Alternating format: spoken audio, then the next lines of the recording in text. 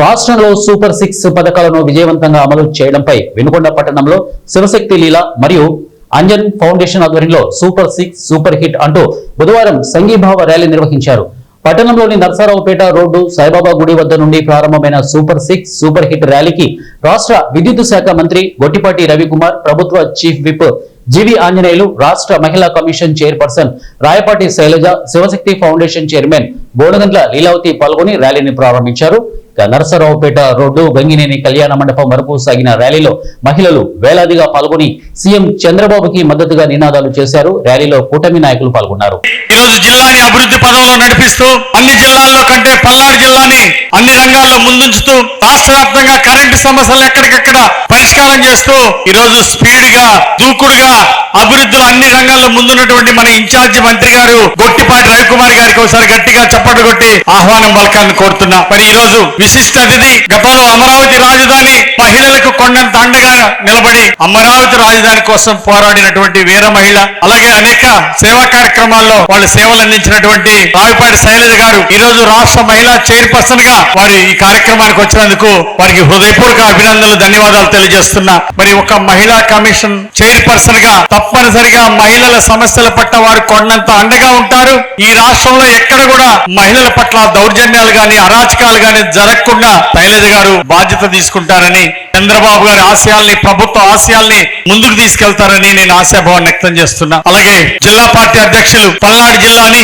తెలుగుదేశం పార్టీని బలోపేతం చేస్తూ ఎన్డీఏతో సమన్వయం చేసుకుని జిల్లాని ముందుకు తీసుకెళ్తున్న జిల్లా పార్టీని ముందుకు తీసుకెళ్తున్నటువంటి కొమ్మాలపాటి శ్రీధర్ గారికి, మా అక్కయ్య నన్నపనేని రాజకుమారి గారు ఒకప్పుడు ఇక్కడ ఎమ్మెల్యేగా చేశారు, గవర్నమెంట్ చీఫ్ విప్ గా చేశారు, ఆ విధంగా మహిళా కమిషన్ గా చేశారు. ఆ విధంగా ఎన్నో బాధ్యతల్లో ఎంతో అనుభవం ఉన్నటువంటి నన్నపనేని రాజకుమారి గారు ఈరోజు మా తమ్ముడు పిలిచాడని ఈ స్త్రీశక్తి ప్రోగ్రామ్ కు వచ్చినందుకు వారికి హృదయపూర్వక ధన్యవాదాలు తెలియజేసే విధంగా మన జనసేన నాయకులు, కూటమి నాయకులకి అందరికీ, ఇక్కడ విచ్చేసిన సోదరి సోదరులకి అందరికి కూడా పేరు పేరున నా హృదయపూర్వక నమస్కారాలు.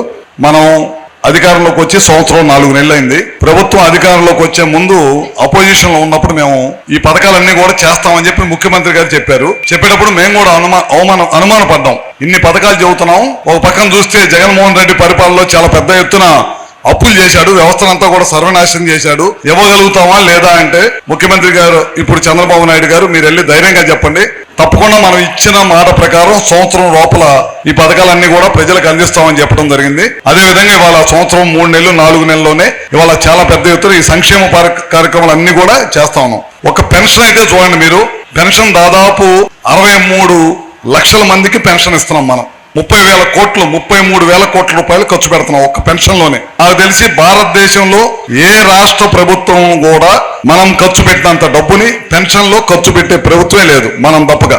కూటమి ప్రభుత్వం చంద్రబాబు గారి నాయకత్వం మాత్రమే ఇంత పెద్ద ఎత్తున ఖర్చు పెడతా ఉన్నాం. అదే కాకుండా మీరు చూసి ఉంటారు, పోయిన 5 సంవత్సరాలు ఎవరన్నా భర్తకు పెన్షన్ వస్తా, భర్త చనిపోతే ఆటోమేటిక్ గా భార్యకు వచ్చింది, ఆ పెన్షన్లన్నీ కూడా తీసేశాడు. మన ప్రభుత్వం అధికారంలోకి వచ్చిన తర్వాత మొన్న ఒక బిఫోర్ లాస్ట్ మంత్ 2 నెలల కిందట 1,10,000 మంది పెన్షన్దారులు ఉన్నారు. వీళ్ళందరూ కూడా భర్తలు చనిపోయి భార్యలు ఎదురు చూస్తా ఉన్నారు. వీళ్ళందరూ కూడా పెన్షన్ ఇవ్వాలనే దానికోసం 1,10,000 పెన్షన్స్ మళ్ళీ ప్రభుత్వం వచ్చిన తర్వాత మళ్ళీ ఇవ్వటం జరిగింది అనమాట.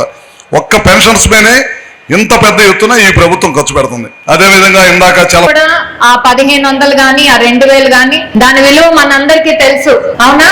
ఎందుకంటే ఇప్పుడున్న పరిస్థితుల్లో, ఇప్పుడున్న కుటుంబ వ్యవస్థల్లో ఇద్దరు పనిచేస్తే గాని ఇల్లు గడవదు, అవునా కదా?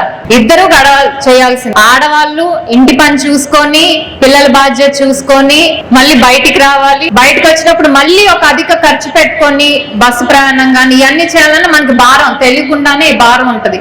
ఏదైతే ఈ డబ్బు మీరు ఆదా చేస్తున్నారో మీ కుటుంబ అవసరాలకు ఉపయోగపడుతుంది, పిల్లల అవసరాలకు ఉపయోగపడుతుంది. సో అని మీరు గట్టిగా నమ్మితే గట్టిగా ధన్యవాదాలు చెప్పాలి, చప్పట్లు కొట్టాలి. ఎందుకంటే రాష్ట్ర ప్రభుత్వమే కాదు, కేంద్ర ప్రభుత్వం కూడా, మోడీ గారు ఏదైతే ప్రతి స్పీచ్ లో మీరు ఏ స్పీచ్ విన్నా కూడా ఆడవాళ్ళకి చాలా పెద్దపీట వేస్తున్నారు, అవునా కాదా? ఒప్పుకుంటారు అందరూ? దాన్ని ఏదైతే కేంద్రం నుంచి మోడీ గారు ఏదైతే చేస్తున్నారో సేమ్ మన రాష్ట్ర ప్రభుత్వం కూడా ఆడవాళ్లే మాకు ముఖ్యం, ఆడవాళ్ళు స్వేచ్ఛగా ఉండాలి, సురక్షితంగా ఉండాలి, సాధికారత సాధించాలనే ఒక నినాదంతో ప్రభుత్వం కూడా చాలా పథకాలు ఆడవాళ్ళ చుట్టూనే వాళ్ళకు ఉపయోగపడే విధంగా తీసుకొచ్చింది. అవునా కాదా? ఈ రోజు కూడా మోడీ గారి జన్మదినం. అందరూ కూడా ధన్యవాదాలు. కొండ మీద శివయ్య, కొండ కింద శివయ్యే కాకుండా ఇక్కడికి వచ్చేటప్పటికి శివశక్తి ఫౌండేషన్ వారు, అంతా శివమయమే, శివశక్తి ఫౌండేషన్ వారు మహిళలకి మరి వాళ్ళని సన్మానిస్తూ వాళ్ళకి దండలు వేసి బుక్కేలు ఇచ్చి మంచి ఆహారాలు ఇచ్చి గర్భిణీ స్త్రీలకు శ్రీమంతాలు చేశారు మా లీలావతి గారు. కాబట్టి చాలా సంతోషం, అభినందిస్తున్నాను. మంచి కార్యక్రమం అని ఎరపత్తనేని చేశారు, మళ్ళీ మీరు చేశారు. ఏదేమైనా ఈ రోజు అమ్మా చాలా సంతోషించదగ్గ విషయం. మహిళా శక్తి అనేది మీకు అందరికీ తెలుసమ్మా. మనకున్న శక్తి మగాళ్ళ కన్నా మనకే శక్తి ఎక్కువ. కాకపోతే అనాథగా వస్తున్నటువంటి ప్రకారం ఏదో మగవాళ్ళ తర్వాత ఆడవాళ్ళు అంటారు. మనం పుట్టగానే మన కంటికి కనిపించింది నాన్న కాదు అమ్మ.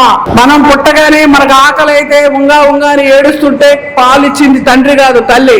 మనం అక్షరాలు నేర్చుకున్నా, అన్నం తింటున్నా అమ్మ నేర్పిందే. మంచి బుద్ధులైనా మంచి నడవడైనా అమ్మ నేర్పిందే. అమ్మ చెప్తే నాన్న చేసేవాడు అంతే. అటువంటి మహిళ అంటే గుర్తుపెట్టుకున్నది ఎవరో తెలుసునా? ఈ దేశంలో అనేక మంది సంస్కర్తలు ఉన్నారు, సంఘ సంస్కర్తలు ఉన్నారు. ఎంతో మంది